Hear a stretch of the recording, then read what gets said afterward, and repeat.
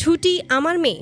আড়াল থেকে ঝুমকির কথা শুনে সমস্ত সত্যি জানতে পারলো হিরণময়। হ্যাঁ বন্ধুরা, আমরা এমনটাই দেখতে পারবো প্রত্যেকের ধারাবাহিকের পরবর্তী পর্বে। ছুটি যখনই সন্দেহ দূর করার জন্য সত্যিটা খুঁজতে থাকে, ঠিক সেই মুহূর্তে তার সামনে সত্যিটা চলে আসে আর সমস্ত প্রমাণ নিয়েই অভির কাছে এসে হাজির হয়। অভি তখন বলছে, দেখুন আমি এই ব্যাপারে আপনার সাথে একদম কোনো কথা বলতে চাই না। এমনিতে আমার মন সত্যিই খুব খারাপ, তাই আমি চাই না এই ব্যাপারে কোনো কথা বলে আপনাকে উল্টোপাল্টা কোনো কথা বলে ফেলতে। ঠিক তখনই ছুটি বলছে, আপনাকে একবার একটা জিনিস শুধুমাত্র আমি দেখাতে চাই, তারপর আপনার যা খুশি আপনি তাই করবেন, আমি আপনাকে একদম বিরক্ত করব না। আর ছুটি এতবার করে বলায় তখন রাজি হয় অভি। আর ঠিক তখনই ওই ফুটেজটা দেখায় যেখানে স্পষ্টভাবে দেখা যাচ্ছে ঝুমকি অন্য একটা ছেলেকে সাহায্য করেছিল অভির গাড়িতে ওঠার জন্য। আর ঠিক তখনই অভি বলেছে, হ্যাঁ আমি যখনই হঠাৎ করে ওই ছেলেটাকে দেখতে পেয়েছি, ঠিক সেই মুহূর্তে ছেলেটা একটা ইনজেকশন পুশ করে আর তারপর আমি জ্ঞান হারিয়ে ফেলি। ব্যাস এতটুকুই আমার মনে আছে। ঠিক তখনই ছুটি বলে যে, হ্যাঁ আমিও আপনার পিছনে নিয়েছিলাম, কিন্তু হঠাৎ করে আপনি অন্যদিকে চলে যাচ্ছেন এটাই আমি বুঝতে পারিনি, তাই আপনাকে আমি ফলো করেছি এবং ফলো করে সবটা দেখে নিয়েছি। কিন্তু আমার মনে হচ্ছে হিরণময় আঙ্কেল এখানে কোনো কাজ করেনি। যদি সত্যি উনি এরকম করে থাকতেন তাহলে অবশ্যই সেটা বুঝতে পারতাম। কিন্তু আমার মনে হয় যে আপনাকে এতগুলো বছর ধরে নিজের সন্তানের মতো আগলে রেখেছে, স্নেহ দিয়ে ভালোবাসা দিয়ে আগলে রেখেছে, সে কখনো এরকম একটা ক্ষতি করতে চাইবে না শুধুমাত্র একটা সামান্য কেস জেতার জন্য।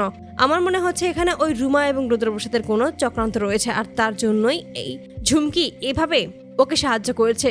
হিরণময় আঙ্কেল কখনোই এর মধ্যে জড়িত থাকতে পারে না। আর এতে করে তখন সিদ্ধান্ত নেয় যে এবার সমস্ত সত্যি সে সকলের সামনে আনবে। আর তার জন্য হিরণময়কে অভি ডেকে পাঠায় অন্য একটা জায়গায়, আর সেখানে আসার পরে সমস্ত ভিডিও দেখিয়ে দেয়। আর এতে করে তখন খুব অবাক হয়ে যাবে যে না, আমার পরি কখনো এরকম একটা জঘন্য কাজ করতেই পারে না। ঠিক তখনই অভি বলে যে, একবার আপনি ঠান্ডা মাথায় ভেবে দেখুন তো, যদি সত্যি ও এরকমটা করে থাকে তখন আপনি কি করবেন? আপনি তো কোর্টের সামনে বলেছিলেন যে ঝুমকি নাকি ওখানে ছিলই না, কিন্তু শেষ মুহূর্তে গিয়ে কিন্তু এটা প্রমাণ হয়েছিল যে ও সত্যি ছুটি এবং দেবদত্ত রায়ের পেছনেই ফলো করে সেখানে এসে হাজির হয়েছিল। এমনটাও তো হতে পারে, এমন কোনো অজানা সত্যি যেটা আপনি এখনো জানেন না। আপনি ওর উপর একটু নজর রাখুন, তাহলে দেখবেন সমস্ত সত্যি আপনার চোখের সামনে চলে এসেছে। আর এতে করে তখন খটকা লাগে হিরণময়ের। সে মনে মনে সিদ্ধান্ত নেয় যে এবার সে সত্যিই ঝুমকির উপর নজর রাখবে, তাই কোনো কথা না বলেই বাড়ি ফিরে আসে। রাতের বেলাতেই যখন মিঠুন, জ্যোতির্ময় এবং ঝুমকি একত্র হয় কথা বলতে, ঠিক সেই মুহূর্তে আড়াল থেকে ওদের সমস্ত কথা শোনার চেষ্টা করে হিরণময়। ঠিক তখনই মিঠুন ঝুমকিকে বলছে, একদম কিন্তু বেশিবার বাড়বে না, তুমি যে টাকা পাবে সেই সমস্ত টাকার অর্ধেক ভাগ কিন্তু আমাদেরও চাই, কারণ তুমি যে আসল পরিণয় এটা কিন্তু শুধুমাত্র আমরাই জানি, আর কিন্তু কেউ জানে না।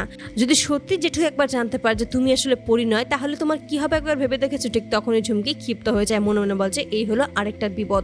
আমি কোথায় টাকা পাবো তা নয়, আমার টাকার থেকেও ভাগ বসানোর জন্য চলে এসেছে। ঠিক তখন বলছে, হ্যাঁ সবটাই বুঝতে পেরেছি, আমি তোমাদের সব টাকা দিয়ে দেবো, কিন্তু তোমরাও যে হিরণময় দাশগুপ্তকে ঠকাচ্ছ এটাও কি তোমরা বুঝতে পারছো না? ওনাদের সমস্ত সম্পত্তি নিয়ে নেওয়ার জন্যই নিজের মেয়েকে বাদ দিয়ে অন্য একটা মেয়েকে পরিসাজিয়ে এই বাড়িতে নিয়ে এসেছো, এটাকে কোনোভাবেই সে মানতে পারবে যদি একদিন জানতে পারে? ঠিক তখন বলছে, সেই সমস্ত পরে হবে। কে জানবে যে ছুটি হলো ওনার আসল মেয়ে? ছুটি যে পরি সেটা কে বলবে? কেউ বলতে চাবে না, তাই আমরা আমাদের কাজ নিশ্চিন্তে করতে পারি। আর এতে করে স্তব্ধ হয়ে যায় হিরণময়। এই সমস্ত কি শুনছে? তার মানে সত্যি ছুটি হলো তার মেয়ে পরি? এবার আড়াল থেকে ঝুমকির কথা শুনে সবটা যখন জানতে পারবে তখন কি হবে হিরণময়ের? তোমাদের কি মনে হয়? অবশ্যই কিন্তু তোমরা তোমাদের মতামত কমেন্ট বক্সে জানতে ভুলো না। ধন্যবাদ।